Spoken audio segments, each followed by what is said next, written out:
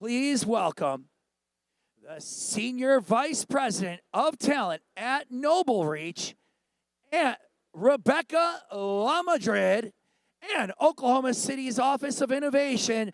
Please welcome Dr. Kelly Williams. Amazing. So, how's the mic? Can you hear me? Amazing. Great.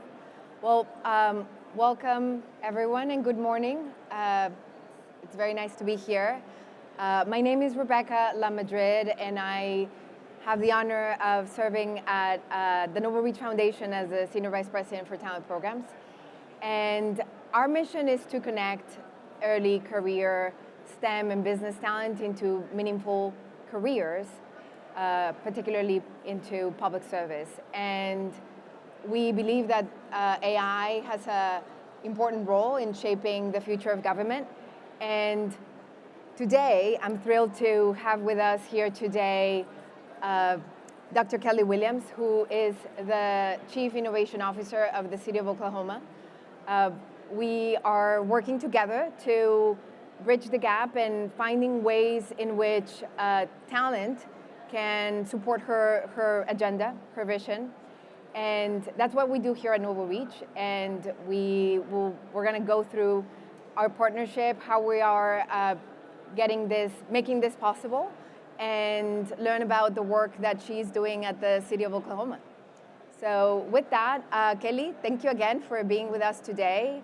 And could you have a very extensive background, quite unique, and you could do many different things, and you chose to be today the Chief Innovation Officer for the City of Oklahoma. So if you can talk to us about why government and why public service, and get us through your journey in your career. Yeah, I'd love to give you a little bit about my background. I think that's an important context for how I ended up here today. I am born and raised in Oklahoma City. I absolutely love that community. It is my home, and I'm so excited to be there in a way that I can serve the people that I grew up with. I did my undergraduate degree in psychology and went to OU for my graduate degrees, a master's and a doctorate in quantitative psychology. So I'm a statistician and research methodologist by education. From there, I went into higher education, serving as the institutional research director for Oklahoma City University, where I did my undergraduate degree. And there, I really got to help with data-informed decision-making. So I really got to support the university in a variety of boards and committees, but I was essentially their in-house statistician. So anything that they needed information to help them make decisions, it was my job to make sure that they got it in a way that sometimes some non-technical people could really understand. I also got to work a lot with our strategic plan and do a lot of different things across campus. From there, my career took a windy turn. I ended up at the Oklahoma Medical Marijuana Authority, really in the early days of when medical cannabis was legalized for the state. And I served in a variety of leadership roles there, including a year as the agency's director. It was a lot of fun. It was a lot of bouncing around, trying to make a lot of different people happy, and kind of iterating and innovating in a way to build up regulation and industry in a way that worked for our patients, for the community, for the regulators, for law enforcement. There were a lot of competing demands there, and I really enjoyed my time there, but I had the opportunity to join the United Way of Central Oklahoma as their Chief Operations Officer. So again, another pivot into the nonprofit world, where I really got to know my community really in depth, what our needs are, and I absolutely loved that time, but then the opportunity came to be Oklahoma City's first ever Chief Innovation Officer, and that really allowed me an opportunity to use all of my skills, both the technical pieces, my work experience, how much I love working with people and problem solving, while at the same time being a public servant, because that's one of the things that I found most gratifying throughout my career path, is finding a way to serve and make my community better. And now that's my day job. I really get to just problem solve and help people and find ways to make city services better. And if you're unaware of how much local government affects your life, think about it for literally 10 seconds, and you might be a little overwhelmed how much it matters. But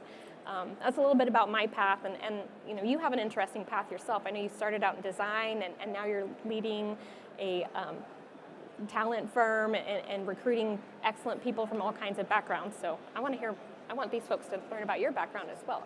Sure, thank you.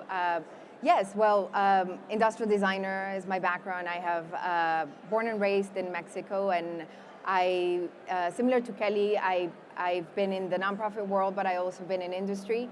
And I think that this idea of, you talk about serving the public and in this work, and I think that my training in design is all about empathy, building and thinking about the user, and I think that set me up to public service. I had the opportunity to be inside of the federal government leading the Presidential Innovation Fellows Program, and now at NobleReach we are building programs with federal, state, local entities to invite young people to be thinking about a career that is meaningful, a career where they can provide their skill sets in places where it's very much needed. And that's how I got to meet Kelly, and we built a partnership to support her and her important agenda in the city of Oklahoma. And at NobleReach, we have we believe that this is a generation that wants to do more than Candy Crush 3.0. They really want to do work that is meaningful, that matters, and public service offers that. So we got in touch, and she's going to be one of our host organizations that is going to be supporting and hosting our NobleReach scholars. So as far as this program, I can just tell a little bit about what it is, and would love Kelly to, as I do this, share how you are leveraging this partnership. So we made a call out to engineers, innovators, to say we're bridging the gap, and we want to support you in considering this meaningful type of work. And so we talked to the city of Oklahoma, and we met Kelly, and she talked about her portfolio and the type of work that she's doing. And she needs people that have a STEM and tech background, people that have a lot of interest in AI, people that will meet her challenges, but also understand that this is not about a bottom line. This is about serving the public. And that type of individual is a different person. It is a person that has, yes, the skill set, but also has an important curiosity and empathy and willingness to just meet the needs of an institution like the city of Oklahoma. So Kelly, can you talk a little bit about the work that you're going to be enabling through our partnership? Yeah. So I actually have the opportunity to host 2 scholars from NobleReach, and I'm very excited about both of them. One is focused on process innovation, so really helping us understand the current processes that we have across the city. We have around 5,000 employees, 18 departments, right? We have a lot of people and a lot of different challenges. And so having someone kind of help dig in and not just think about what we're doing now and how to do things differently, but also just helping our staff who have maybe done things in a similar way for a very long time really come up to speed with modern technologies. And sometimes that's going to include AI and automation.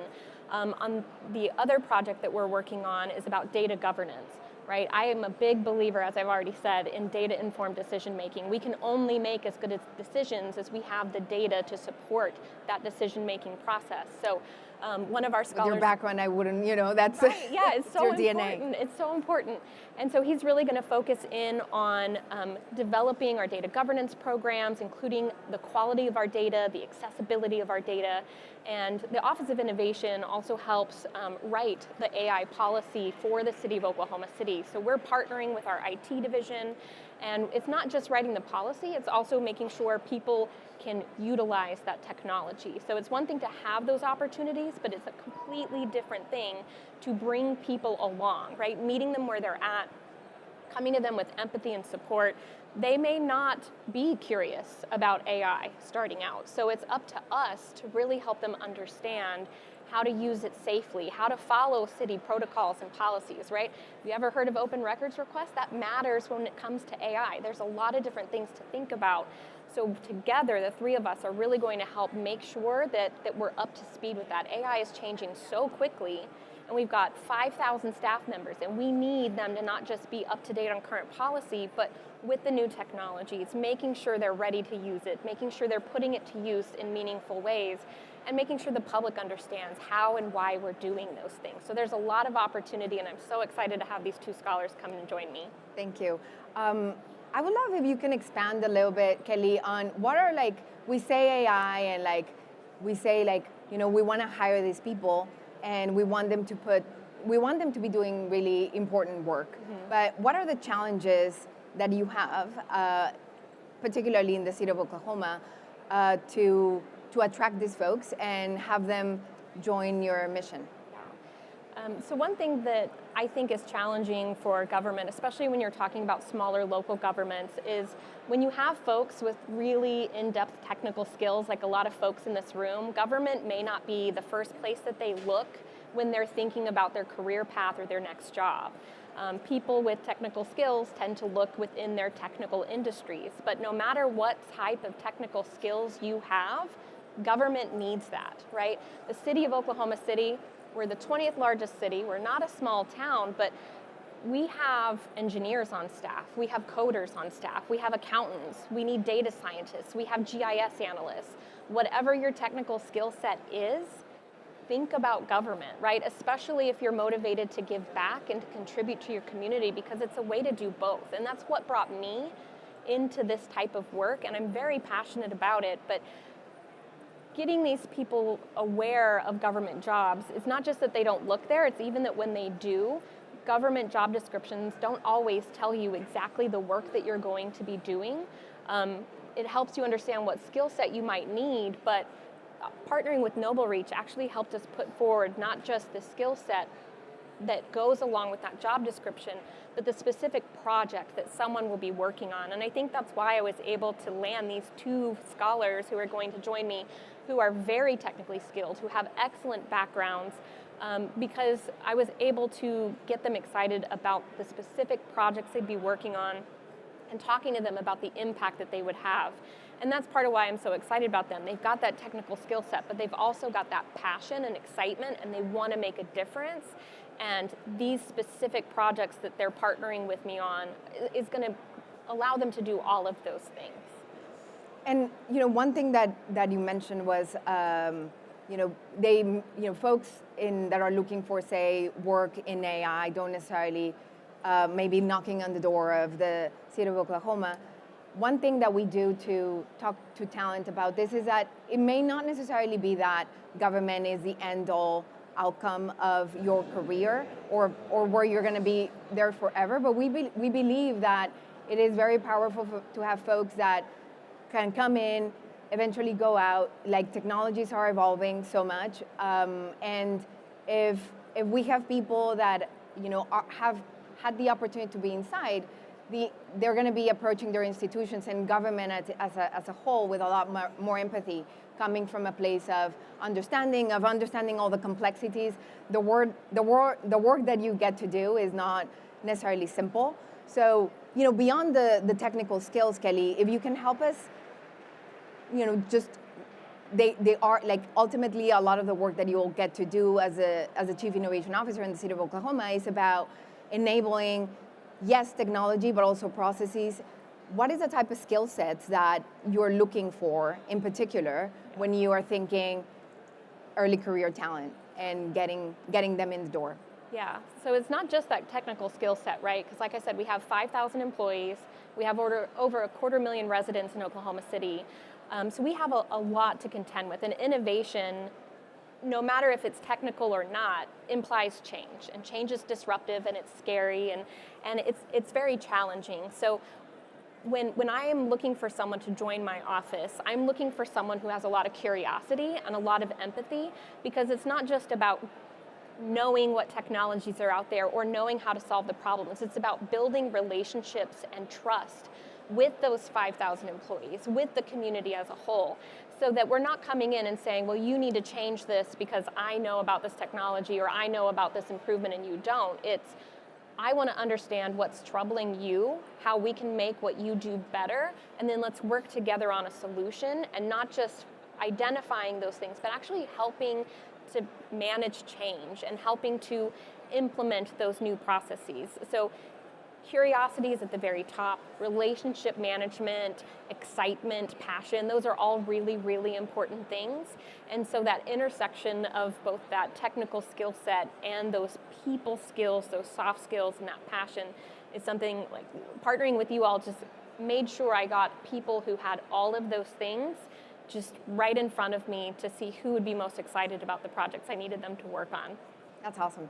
And another important point that we do is that when we partner with organizations in cities and states, like and the federal government, like how we're doing with the city of Oklahoma, we believe that there is a need to continue to provide support. Government is not simple. Yes, you talk a lot about like those important soft skills, but there are moments where you can be like overwhelmed by either the bureaucracy or the lack of movement to get stuff done. So we truly believe that there's a lot of power in a cohort, in a community, and that's part of our secret sauce. The folks that are going to be with Kelly in the city of Oklahoma are going to be able to be in a group and in a community with folks that are going to be also in other cities across the country and in other states. So, when we bring them together, they're able to talk about their learnings, talk about how they are applying the skill sets. And as she mentioned, it's not necessarily the technical side of things. It's a lot about, how were you able to get this person to work with you, or how were you able to build trust with folks in things that are so, at times, complex and that require people to be just nimble. Yeah, absolutely. I'm so excited about the support that you all give them, because it's not just me trying to train them on relationship skills and people management and change management. They actually have other people in the cohort that they can call and problem solve with. So they have multiple facets of support through this program. So it's not just early career folks coming in to work with someone who's excited to work with them. They get all of these other opportunities to learn and be supported in the process too. Fantastic. Yeah. So maybe we can open up for some questions. But the one thing that I will ask for you, Kelly, if you want to share with the group here, is what do you think is missing in the public sector career landscape, and how can we do better to get remarkable AI talent into the world of public service? How can we? Yeah. I think things like this, just making sure folks are aware that no matter what your technical skill set is, there's probably a place for you in government at some level. And finding what you're really excited about is so important, because like I said, you can have the intersection of that technical piece and that service piece if that's important to you in government work. And then when it comes to things like AI, people might be surprised that government is working in this space. And so if you have a passion for new technologies, for AI, if you have a vision for how that's going to transform the world, you probably want it to transform the communities that you're a part of. And your federal government, your state government, your local government are opportunities for that. And even if it's not the only thing that you do in your job, it's a critical component of keeping your community and your governments modernized and up to date and being forward thinking. Because without people who are excited about these things, about AI, who understand it and can talk to the people who are maybe a little nervous, a little anxious, or just unaware, you can really help shepherd in change in a field like AI, even if that's not your job title, even if you're not the ones training the algorithms. We have to have people bring folks along with that change, or it's not going to go anywhere. We're so happy to have a partner like you. Absolutely. And I cannot wait for all of the impact that you're going to get to make. Yeah, thank you.